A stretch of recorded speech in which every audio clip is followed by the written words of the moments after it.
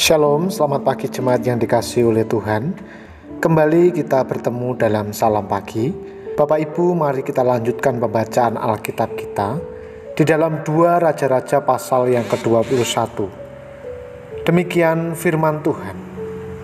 Manasye berumur 12 tahun pada waktu ia menjadi raja, dan 55 tahun lamanya ia memerintah di Yerusalem. Nama ibunya ialah Hefzibah. Ia melakukan apa yang jahat di mata Tuhan, sesuai dengan perbuatan keji bangsa-bangsa yang telah dihalau Tuhan dari depan orang Israel. Ia mendirikan kembali bukit-bukit pengorbanan yang telah dimusnahkan oleh Hizkia ayahnya. Ia membangun mezbah-mezbah untuk Baal, membuat patung Asyera seperti yang dilakukan Ahab, raja Israel, dan sujud menyembah kepada segenap tentara langit dan beribadah kepadanya. Ia mendirikan mezbah-mezbah di rumah Tuhan, walaupun sehubungan dengan rumah itu Tuhan telah berfirman, "Di Yerusalem aku akan menaruh namaku." Dan ia mendirikan juga mezbah-mezbah bagi segenap tentara langit di kedua pelataran rumah Tuhan. Bahkan ia mempersembahkan anaknya sebagai korban dalam api, melakukan ramal dan telaah, dan menghubungi para pemanggil arwah dan para pemanggil roh peramal. Ia melakukan banyak yang jahat di mata Tuhan, sehingga ia menimbulkan sakit hatinya. Ia menaruh juga patung Asyera yang telah dibuatnya dalam rumah, walaupun sehubungan dengan rumah itu Tuhan telah berfirman kepada Daud dan kepada Salomo anaknya, "Dalam rumah ini dan di Yerusalem yang telah kupilih dari antara segala suku Israel, aku akan menaruh namaku untuk selama-lamanya. Aku tidak akan membiarkan bangsa Israel lagi dibawa keluar dari tanah yang telah kuberikan kepada nenek moyang mereka, asal saja mereka tetap berbuat tepat seperti yang telah kuperintahkan kepada mereka, dan tepat menurut hukum yang telah diperintahkan kepada mereka oleh hambaku Musa." Tetapi mereka tidak mau mendengarkan, dan Manasye menyesatkan mereka, sehingga mereka melakukan yang jahat lebih daripada bangsa-bangsa yang telah dipunahkan Tuhan dari hadapan orang Israel.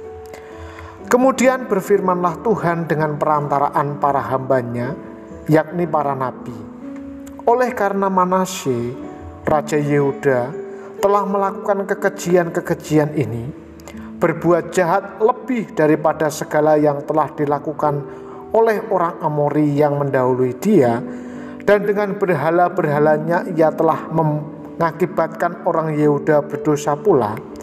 Sebab itu beginilah firman Tuhan Allah Israel, sesungguhnya aku akan mendatangkan malapetaka atas Yerusalem dan Yehuda, sehingga setiap orang yang mendengarnya akan bising kedua telinganya.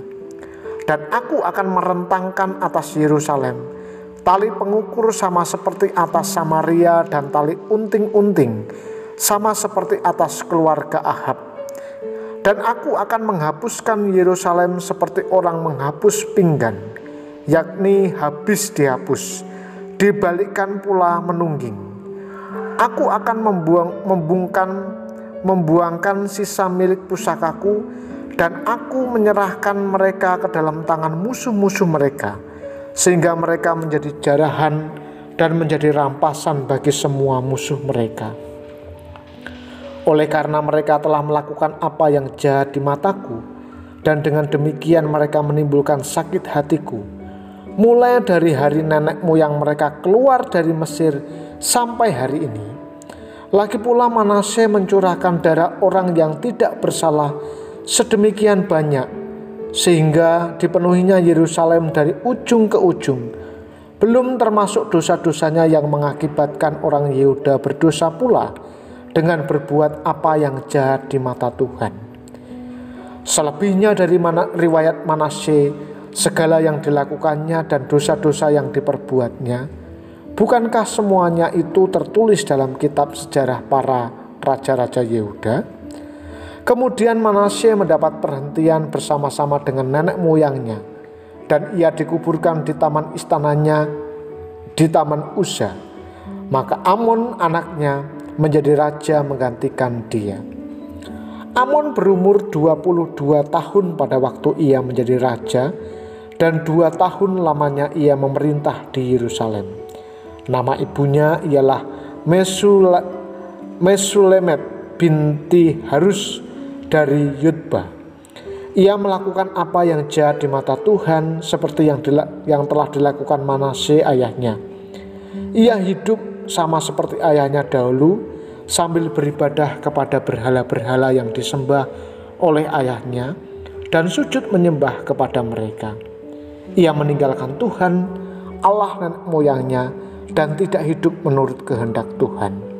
Dan pegawai-pegawai Amon mengadakan persepakatan melawan dia dan membunuh raja di istananya. Tetapi rakyat negeri itu membunuh semua orang yang mengadakan persepakatan melawan Raja Amon. Dan rakyat negeri itu mengangkat Yosia anaknya menjadi raja menggantikan dia. Selebihnya dari riwayat Amon, apa yang telah dilakukannya, bukankah semuanya itu tertulis dalam kitab sejarah raja-raja Yehuda? Kemudian ia dikuburkan dalam kuburnya di Taman Uza. Maka Yosia anaknya menjadi raja menggantikan dia. Saudara yang terkasih, tahta adalah anugerah Allah. Ketika seseorang dipercaya Tuhan untuk memimpin, itu bukan status untuk dibanggakan, apalagi untuk disalahgunakan. Namun banyak orang yang mengejar tahta untuk ambisi pribadi. Akibatnya dari tahta bukan mengalir keadilan dan kebaikan, melainkan kekejian dan kenajisan. Manasye dan putranya Amon adalah 2 raja Yehuda yang terkenal sangat jahat, padahal mereka keturunan Raja Hizkia yang dikenal saleh. Sayang, mereka memilih jalan hidup yang berdosa. Manasye melakukan banyak kejahatan. Ia beribadah pada banyak dewa, mendirikan ulang bukit-bukit pengorbanan, mempersembahkan anaknya sebagai korban, dan membunuh banyak orang yang tidak bersalah. Apa yang dilakukan Raja Amon tidak beda jauh dengan ayahnya. Amon berani mengambil keputusan meninggalkan Tuhan. Nah, saudara, Allah tidak membiarkan kejahatan dan kekejian kedua raja itu begitu saja.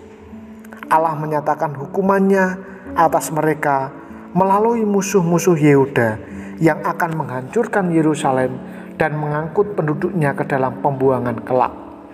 Allah menghukum Raja Amon secara khusus melalui kudeta dari pegawai-pegawainya. Orang yang menyalahkan tahta untuk berlaku jahat dan keji adalah orang yang melupakan kedaulatan Tuhan atas hidupnya. Orang itu tidak akan luput dari hukuman Tuhan. Kita perlu mendoakan para pemimpin kita, baik dalam skala gereja maupun nasional, agar mereka yang dipercaya Tuhan duduk di atas pemerintahan, menegakkan keadilan dan kebenaran bagi kesejahteraan umat manusia. Mari kita berdoa. Bapa, kami bersyukur untuk firman-Mu yang mengajarkan kepada kami untuk kami bertindak adil, siapapun kami, supaya kami mengejar kasih Allah dan mengutamakan Kristus dalam kehidupan kami. Bapa, pagi ini sebelum kami melakukan berbagai aktivitas kami, mohon kiranya Tuhan menuntun dan memberkati kami. Berikan kekuatan kepada kami untuk melangkah sepanjang hari ini. Roh Tuhan kiranya ada bersama-sama dengan kami, sehingga kami dituntun dalam jalan-jalan-Mu. Hamba-Mu berdoa untuk jemaat yang sakit, jemaat yang bergumul dalam kesehatan mereka. Kiranya Tuhan yang memulihkan, menyembuhkan mereka, dan memberikan pengharapan dalam iman mereka. Kami akan melakukan aktivitas kami. Kami sambut hari ini di dalam nama Tuhan kami, Yesus Kristus. Amin. Tuhan Yesus memberkati. Shalom.